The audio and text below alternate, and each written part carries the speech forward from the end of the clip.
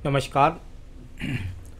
यहाँ मेरे सामने जो हाथ में हाथ देख रहा हूँ 31 वर्षीय युवक हैं और इनकी हस्तरेखाओं को मैं यहाँ पर पढ़ने जा रहा हूँ और फिर मैं क्रम से इनकी उंगलियों पर चल गतिविधि, इनके पर्वतों की गतिविधि, इनके रेखाओं में क्या क्या गतिविधि है, कब इनको लाभ नुकसान हानि होने वाले हैं, इन सबको देख करके मैं क्रम से बताने वाला हूँ। सबसे पहले बात कर लेता हूँ आपकी यहाँ पर छोटी उंगली कनिष्ठा के बारे में। सूर्य की उंगली तक कनिष्ठा उंगली पहुँच गई, अपने आप में बहुत ही अच्छी बात है ये। जब जब इस उंगली की लंबाई इतनी सर्वश्रेष्ठ तरीके से सूर्य की उंगली के प्रथम कट तक या पर्व तक पहुँचती है, उसको मैं सर्वश्रेष्ठ इसलिए बोलता हूँ कि ऐसे व्यक्तियों में साहस होता है फैसला लेने का, और अधिकतर बहुत कम एज पे ही ये लोग पैरों पर खड़े हो जाते हैं, बड़े मेहनती किस्म के होते हैं, कर्म में इनका विश्वास ज़्यादा होता है। यहाँ प्रथम पर्व और लंबाई भी अच्छी है तो बुढ़ापे तक बुद्धि भी बहुत अच्छी है, अर्थात भी अच्छी। प्रथम पर्व मानसिक पर्व पूरी तरीके से मजबूत है, आज भी कितनी भी विषमताएं कितनी परिस्थिति है फिर भी मनोबल इनका डाउन नहीं है। सेकंड पर्व यहाँ पर अगर मैं देखता हूँ तो व्यवहार में किसी के साथ लड़ने झगड़ने की कोई प्रवृत्ति नहीं है, व्यक्ति के अंतर्गत अपने व्यवहार को साध करके व्यापार में चलता है। तीसरे पर्व पर राहु रेखाओं का ज़्यादा दिखाई प्रभाव दिखाता है। जब जब ये राहु रेखाएं ज़्यादा लग जाती हैं, आड़ी रेखाएं ज़्यादा लग जाती हैं, तो ये अपने आप में वर्तमान में संसाधनों से धन को निकालने में परिश्रम करना पड़ रहा है, धन अटका पड़ा है, या कह सकते हैं कि धन के अच्छे साधन नहीं बन रहे हैं। यहाँ इस प्रकार का फल। आइए बात करता हूँ सूर्य की उंगली के प्रथम पर्व के बारे में। याद रखिए, सूर्य की उंगली के प्रथम पर्व पर जब ये बड़ा योग लग जाए तो वाहन चलाने में सावधानी बरतनी चाहिए, एक बात। नंबर 2, एकदम से आपा खोकर के क्रोध में लड़ने झगड़ने की प्रवृत्ति से बचना होगा। और नंबर 3, ऐसे व्यक्तियों को यदि उम्र से आगे तक भी रहता है तो बीपी जैसी या आंखों के रोग की बहुत ज़्यादा संभावना रहती है। तो ये जो 4 चीज़ें मैंने बताई हैं, इनसे आपको सावधान होकर के चलना होगा, क्योंकि ये सूर्य कारक उंगली है तो ये रोग का कारक है, और रोग के कारक में हड्डियों का दर्द भी आ जाता है, नज़र का चश्मा भी आ जाता है, कमर का दर्द भी आ जाता है, अग्नि कारक तत्वों से सावधानी भी आ जाती है, ये आपको ध्यान रखना होगा। कभी कभी पेचिश जैसे रोग भी होते हैं। ये बीच का गैप व्यक्ति को घर से दूर, माँ बाप से दूर रखता है भाग दौड़ के कारण। सेकंड पर्व की यदि बात करता हूं तो सेकंड पर्व कुल मिलाकर राज्य सरकार से लाभ दिलाएगा, चिंता की कोई ज़रूरत नहीं है।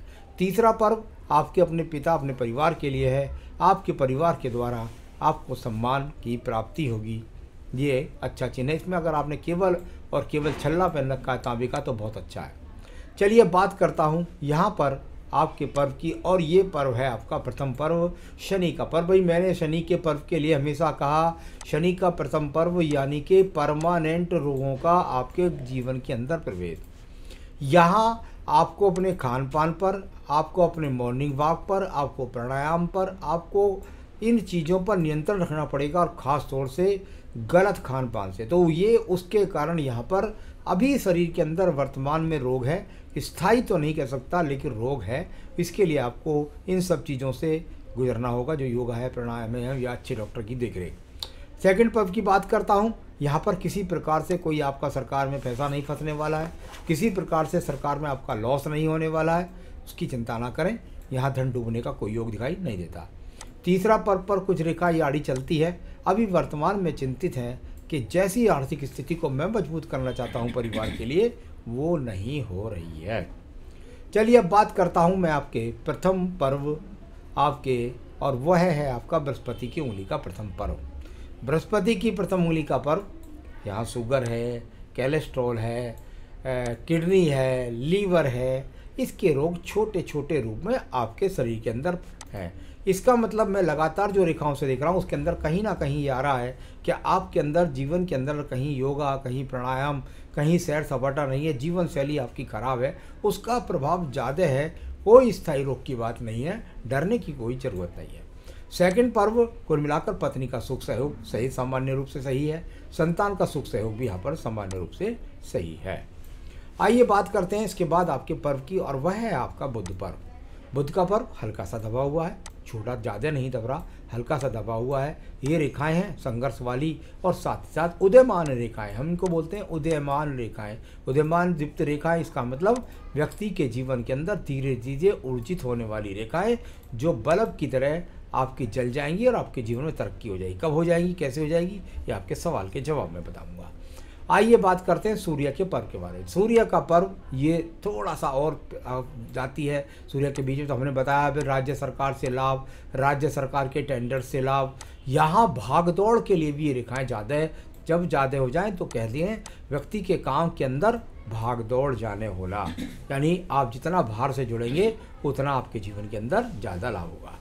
अब आप देखिए अपनी रेखाओं को, और वो है आपकी भाग्य पर्वत की रेखाएं। बहुत सुंदर रूप में दीप्तमान है, यानी हल्की हल्की चमक रही हैं।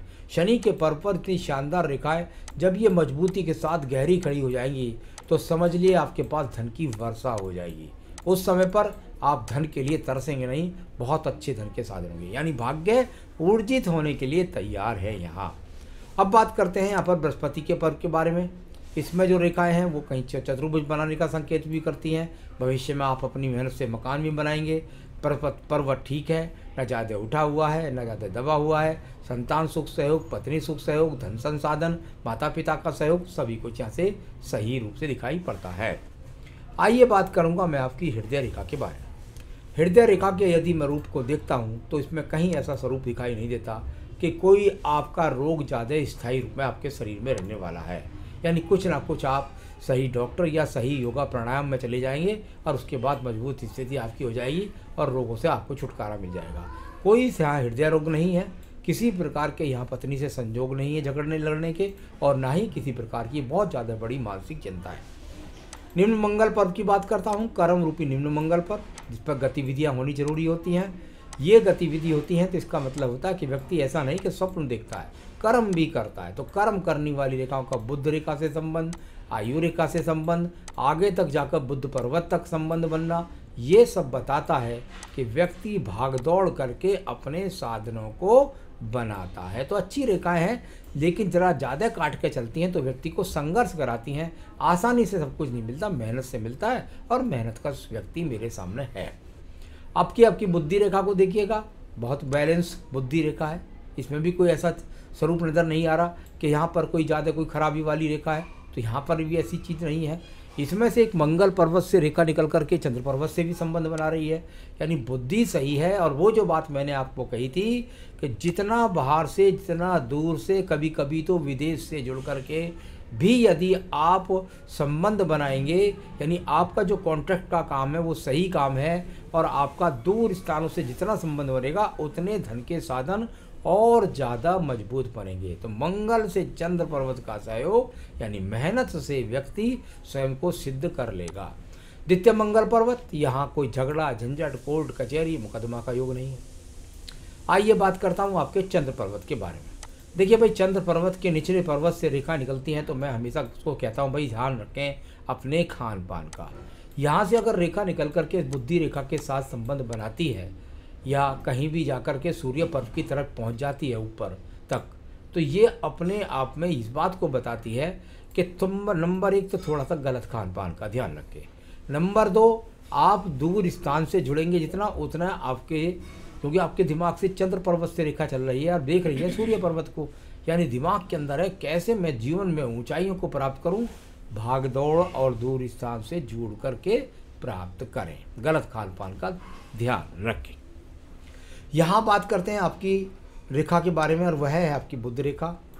ये निकलती है आपके, जब कहते हैं नीचे से ज़्यादा जुड़ के चले तो समझिए कि बॉडी के अंदर या दिमाग के अंदर भाई मुझे कुछ ना कुछ करना है। देखिए एक बात मैं आपको बता दूं कि जब व्यावसायिक रेखाएं जब 3-4 बार जगह टूट जाती हैं तो एक तो बात ये होती है कि व्यक्ति का स्थायित्व व्यापार नहीं होता, यानी उसके अंदर परिवर्तन होता है। अब एक कॉन्ट्रैक्ट रह गया, उसका एक कॉन्ट्रैक्ट पूरा हो गया, दूसरा शुरू हो गया, दूसरा ख़त्म हुआ, तीसरा शुरू हो गया, चौथा हो गया।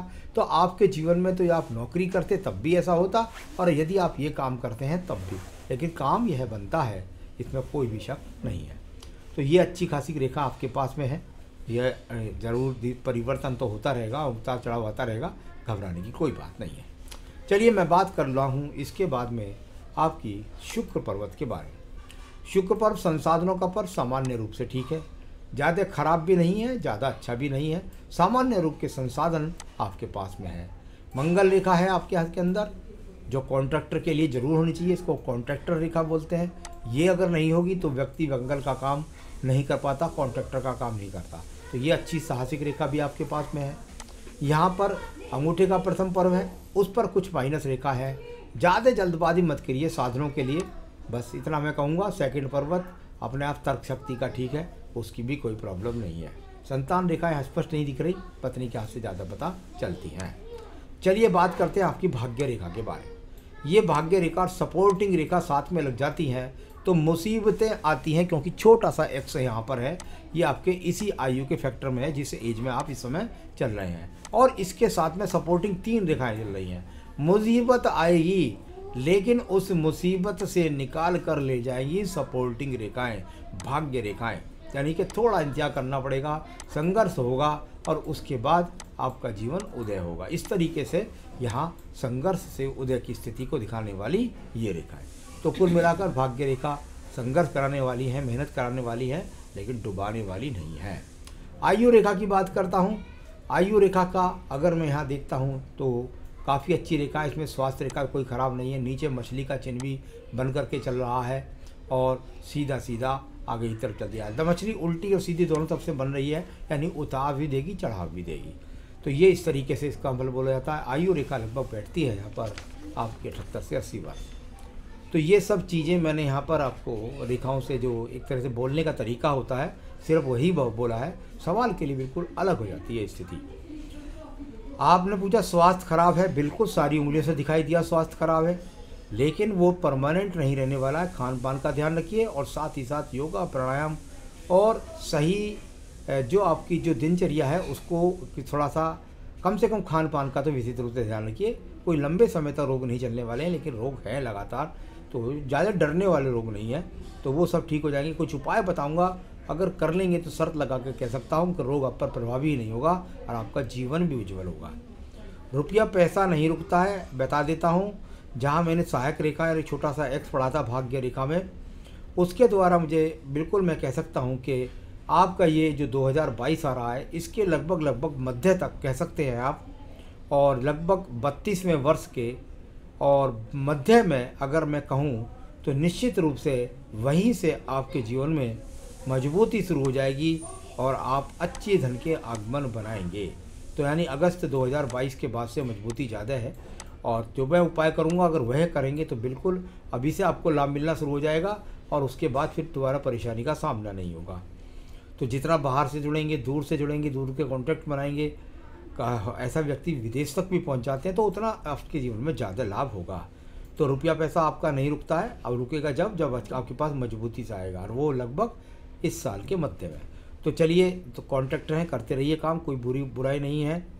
और जो पैसा आपका फंसा हुआ है वो मध्य अगस्त के बाद से धीरे धीरे निकल करके आपको मजबूती में पहुंचाएगा, और भी कॉन्ट्रैक्ट करेंगे और भी जीवन में तरक्की करेंगे।